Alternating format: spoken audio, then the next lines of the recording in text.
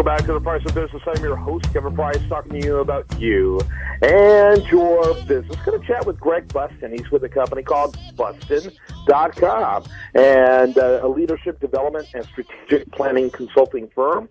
And it looks like from the area code, you guys are up in the DFW area. Is that right? That's right, Kevin, in Dallas. How are you today? Well, I'm great. We're getting ready for Texas OU. Yeah, that'll be a fun game, no question about it. It sure has been an extremely disruptive college football season. It's been interesting to watch, very entertaining. Tell us about Bustin & Company. Well, as you said, we're a leadership development company. We do a lot of work with CEOs and leadership teams, helping them improve individual and organizational performance. And we do that through workshops, and mostly we do a lot of organizational work leading two-day strategic planning sessions to help companies get to the next level of success. What size businesses do you typically work with? Well, all sizes. Fortune 1000 companies, companies where the founder has stepped in, anywhere as small as $5 million up to billion-dollar companies. Typically, the sweet spot is in the $100 to $250 million company. Yeah, good, kind of a size mid-market companies. Exactly. Yeah. So tell me, first of all, tell me about the size of your firm. Well, we've got a couple of dozen people, consultants spread out all over the country. Of course, we're headquartered here in Dallas. Most of the engagements are in the Texas area. A lot in Dallas, some in Houston. I'm headed to Florida on Sunday to work with a leadership team there. Okay, very good. Kind of give me an overview of topics that you cover. Well, the big topic is accountability, because it's such a big problem in business, and that's the book that I've written that came out through McGraw-Hill earlier this year. And one of the things that I discovered, and I did this by talking with executives at some of the most admired companies in the world, like Marriott and Southwest Airlines, Container Store, Sony. And I also talked with mid-market companies, CEOs of companies who are outperforming their competition. And what I found is that most people think that accountability, and I think it does get a bad rap, but what I found is that accountability is really a support system for winners. So it's really setting up people to be successful, and the things that we do when we work with companies is to go in and figure out what is making it hard for people to be their best.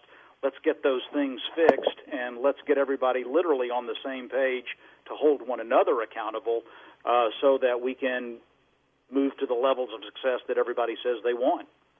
Yeah, absolutely. Accountability is huge, and business owners, I would imagine it is a problem with all size businesses, but the smaller the business, the bigger the challenge when it comes to accountability, isn't it?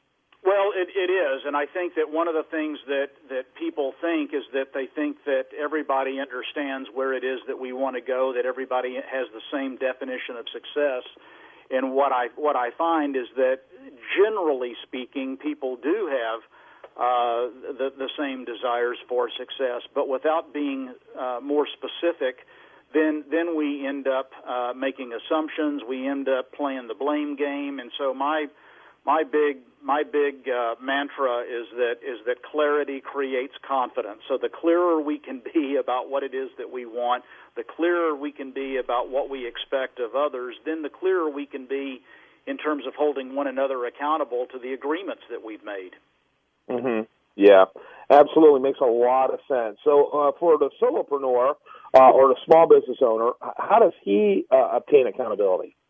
Well, it's whether you're a one-man band or you're running a team with 1,000 people. Accountability starts with yourself.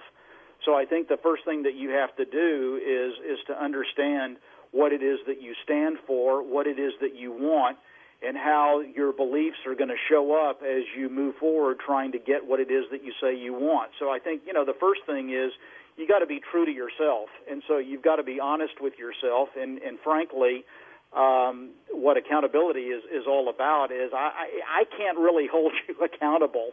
What we can do is we can agree that this is what needs to be done, and then everyone gets to make a choice as to whether or not they want to do that or not. So if you're a solo practitioner, the thing that you've got to be clear on is, what is it that I stand for, what is it that I want, and what am I willing to give up to get what I want? And then you've got to have some degree of discipline to make the sacrifices to do that. And I think that's the same in companies of all sizes. So before we can hold others accountable, we have to hold ourselves accountable first. Greg Bustin's been our guest. I want to encourage you to learn more about him at Bustin, BUSTIN.com. I have a copy of your book, have read sections of it, found it very interesting, and I think it's an extremely crucial topic, not only for business, but really for society in general. There seems to be a huge disdain for accountability, but accountability is a source of accomplishment. Thanks so much for being with us. Thank you, Kevin. Bustin is BUSTIN.com. I'm Kevin Price. You're listening to The Price of Business.